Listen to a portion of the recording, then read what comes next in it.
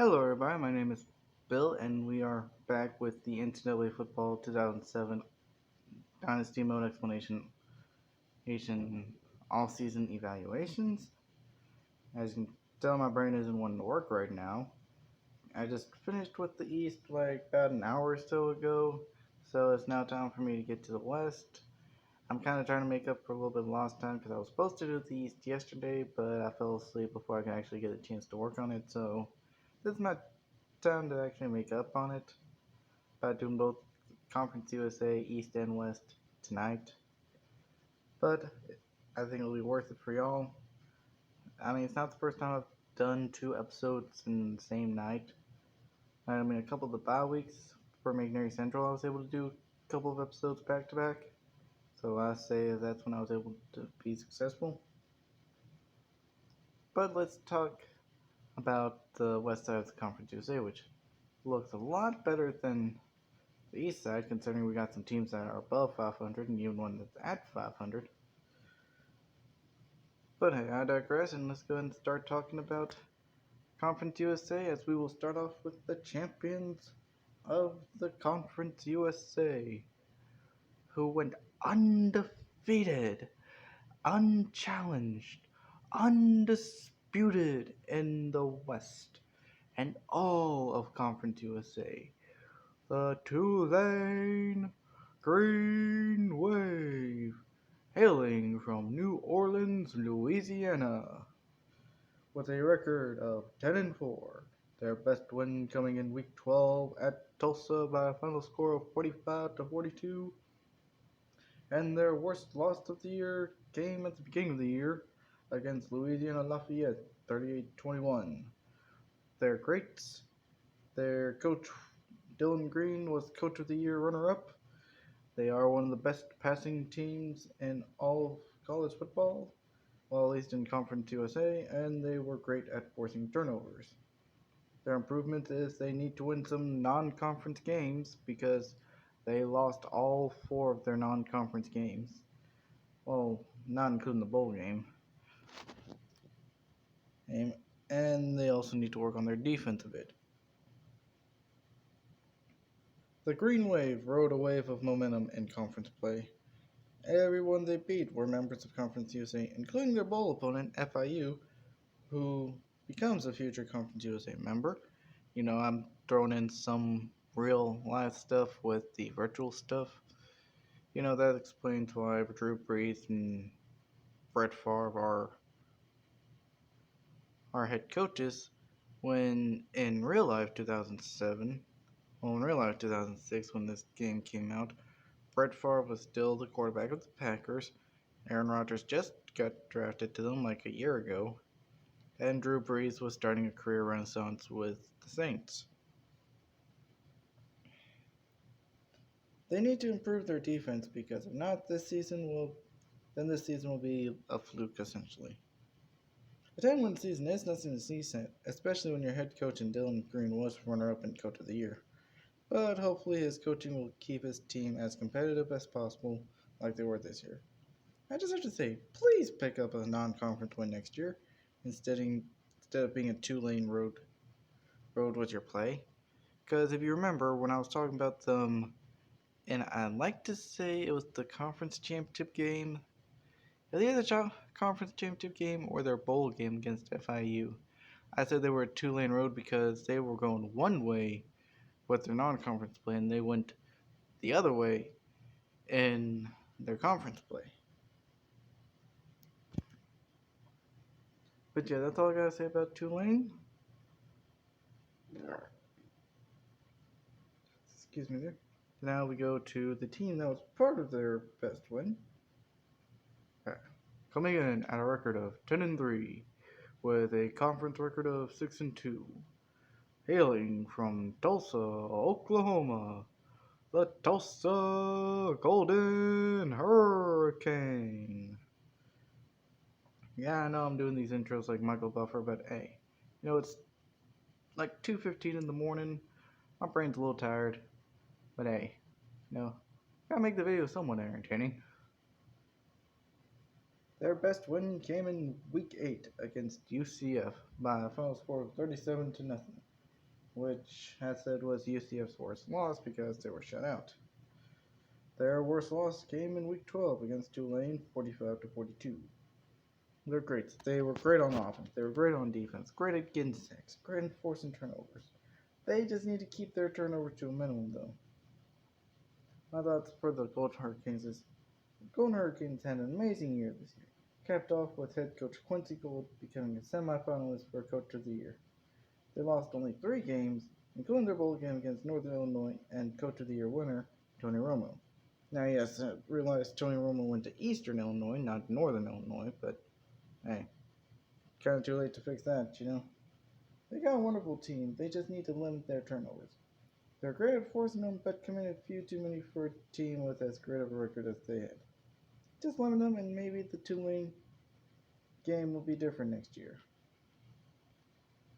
And now, hailing from El Paso, Texas, coming in with a record of 5-7, 4-4 in conference play, the UTEP Miners, with their best win coming in Week 8 against New Mexico State by a final score of 34-26.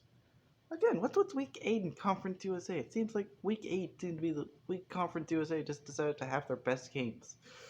You know? And their worst loss came in Week 2 at number 4 Texas by a final score of 70-14. Now, that I could not help but put on there because, they had Week 1 as a bye week. You know, I guess to try to prepare for Texas. They weren't prepared for Texas.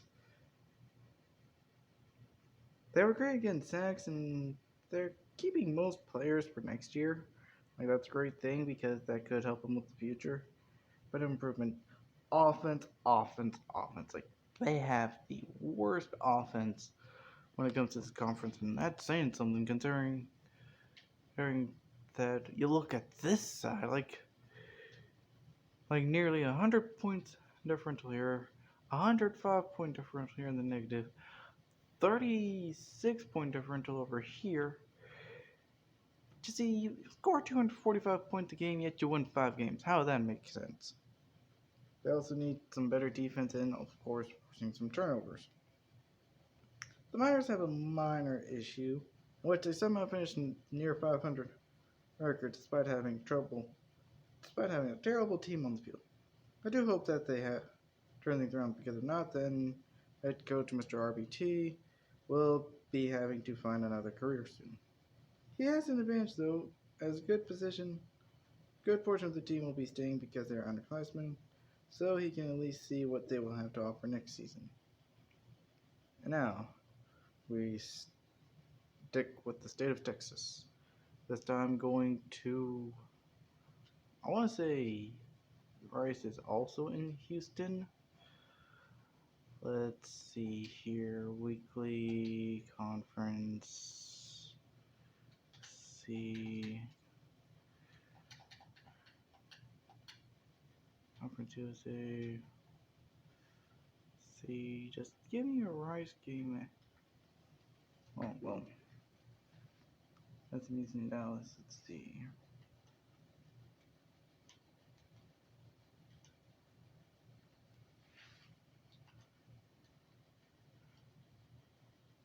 Here, Rice is in Houston. So, hailing from Houston, Texas, with a record of 5-7, including 4-4 in conference play, the Rice Owls, with their best win being in Week 10 against SMU 28-21, and their worst loss being Week 7 at Tulsa 17-16. They have the best rushing attack in the conference and also a good defense. They just need to improve on their passing game and forcing more turnovers. The Owls really gave a hoot here, as they had the second best defense in the conference. They also had the best rushing attack in the conference as well, at 208.8 yards per game, more than doubling their passing yards at 103.9 yards per game. They need to put some balance into this offense and hope they can be a bowl contender for next year. Coach Carl Rice is hoping he can bring his team to the next level, but I just say we'll have to wait and see. This team is 5-7. They could become a good team next year. They could fall out of contention next year. I mean, they are a 3-star school, so they could go either direction. But now, we stick to staying in Houston, Texas, coming in with a record of 6-6, including 4-4 in conference play.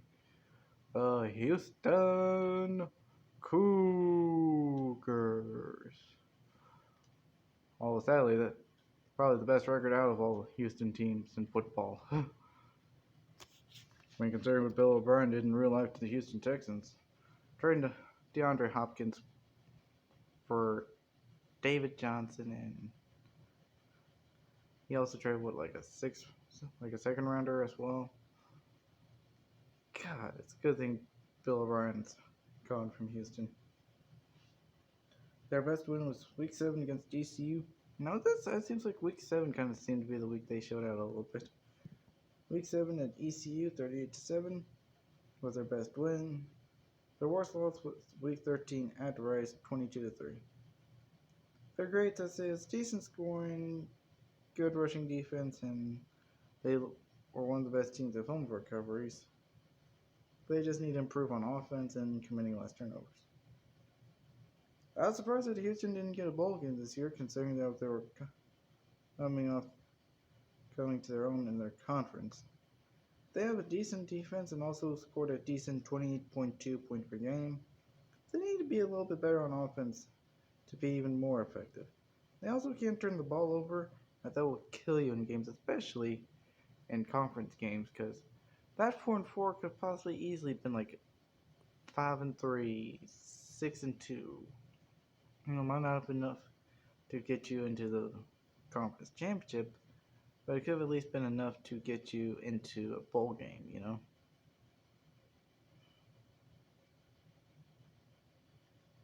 Major Applewhite has some work to do this offseason, but the Cougars have faith in him to continue to lead the program into the promised land. But how long can they be patient for? I mean, we saw in real life that the Texans got tired of what Bill O'Brien was doing.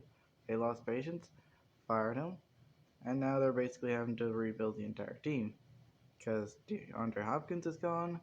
They just released J.J. Watt this past weekend. Deshaun Watson's wanting to get out of there. Which I can kind of sympathize with him on that situation with my own current little situation in real life. I'm not going to get into that because I prefer to stick with talking about sports and this universe here.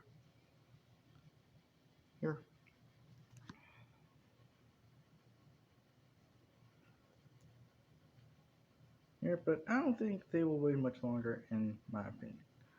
And now, last team in Conference USA. For the entirety of this, granted, last place belongs to Marshall, in all honesty, but hailing from Dallas, Texas, coming in with a record of 4 wins and 8 losses, 2 wins and 6 losses in conference play. The Southern Methodist Mustangs, or as everybody knows them, SMU. They finished the year, of course, 4-8, with their best win being Week 6 at Southern Mississippi, 38-14. Their worst loss was Week 9 against Tulsa, 31-27. They have great offense, decent defense, and they're ready for the future, in my opinion. Their improvements, though, they just need to stop the run. Well, they need to run a bit more, I believe. Even stopping them from scoring. Most teams were high on horsepower with their offense. They need to focus a bit on defense because I don't think they should have to keep slugging out with every single team. Like, I know it's interesting to watch, but y'all ain't in the Big Ten. You're in Conference USA. If you want to be slugging out with every team, go join the Big 12. They are prepared for the future, though, with 25 freshmen on their roster, with 21 seniors leading for their own future endeavors. They might be a team to watch as long as they don't continue their losing streak, which currently stands at 6 games right now. Which, that's the thing I've noticed about a lot of these, lower tier teams. is the fact that they kind of look good at the beginning of the year. They get to the middle of the year, they lose one game that just kind of demoralizes them, and they just then lose game after game after game, which is not something you need to do. You don't need to get into that funk of, oh, we're losing games. Yay. I mean, granted, it's college, and y'all losing games, you can just focus a bit more on your academics, Go and be an engineer, go and be a chemist, go and be a police officer, Go and be whatever your career might be after college because football might not be working out for you. But at the same time, though, you gotta try to keep your morale up. You gotta be positive. You gotta think of what things are on the good side. You know, have that mindset of, okay, we gotta play our hearts out. Even if we don't, sure, we may lose this game, but we gotta keep our morale up. We gotta keep the momentum of our positivity going into the next week against like Houston or against Rice or against Tulane. You gotta keep that mindset going. Because you can't let the world, whether it's virtual, real life, you can't let the world bring you down from whatever you're at. Just gotta stay positive. And that thing, you gotta just remain positive. You gotta try to push on through. You might need to ask people for help. It doesn't matter. You gotta try to push through. But as I said, that's it for Conference USA. Sorry if that last little bit got a bit rambly there. But next we will cover the Independent, and I might be able to squeeze in the east side of the MAC in the same day, but keep them separate videos. As you can see, the Army is the basically redhead stepchild of this conference because of the fact of them having 2 wins and everybody else is in double digits. But we will talk about that later, and as you can see, we will talk about my team first, go and get that out of the way. But until then, I will see you all next time.